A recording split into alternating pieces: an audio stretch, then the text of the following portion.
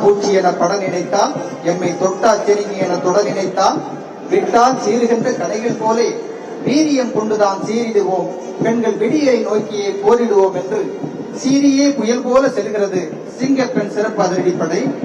விண்ணதிரும் ஓசையுடன் காவல் வாத்தியங்கள் முழங்க நம் கண்ணெதிரே நடக்கிறது கண்க வரும் காட்சி என அலங்கார கவாத் அணிவகுப்பு.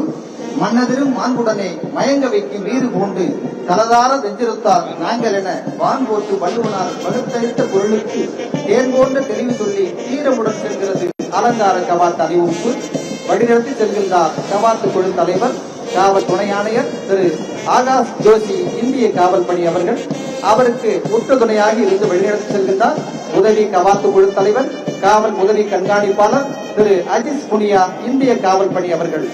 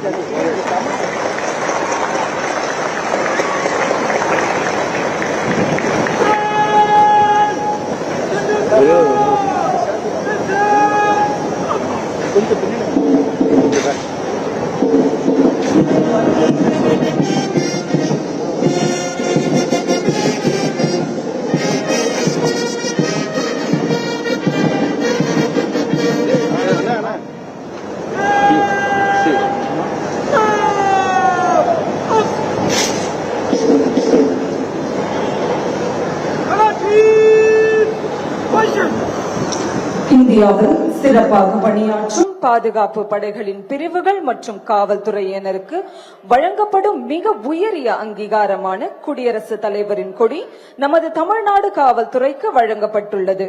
தமிழ்நாடு காவல்துறையின் 160 ஆண்டுகால சேவையினை முன்னிட்டு தென்னிந்தியாவிலேயே முதன்முறையாக நம் தமிழ்நாடு காவல்துறைக்கு நம் மாண்புமிகு குடியரசுத் தலைவரின் கொடியானது வழங்கப்பட்டுள்ளது. இத்தகைய சிறப்புமிக்க குடியரசுத் தலைவர் கொடியினுக்கு மரியாதை செலுத்திடும் வண்ணம் அரங்கின் பார்வையாளர்கள் அனைவரும் எழுந்து நின்று கொடி வணக்கம் செலுத்துமாறு அன்புடன் கேட்டுக்கொள்கிறோம். Ladies and gentlemen, we kindly request everyone to rise and salute on the presentation of the President's color.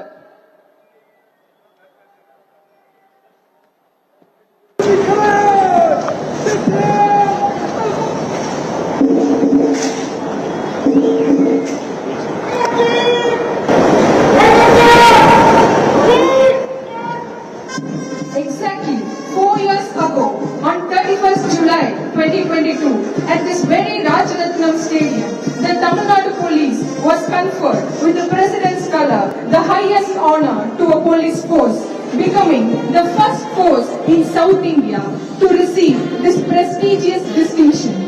Today, on 31st July 2026, this historic venue once again serves as the stage for another proud chapter in the illustrious journey of the Tamil Nadu Police.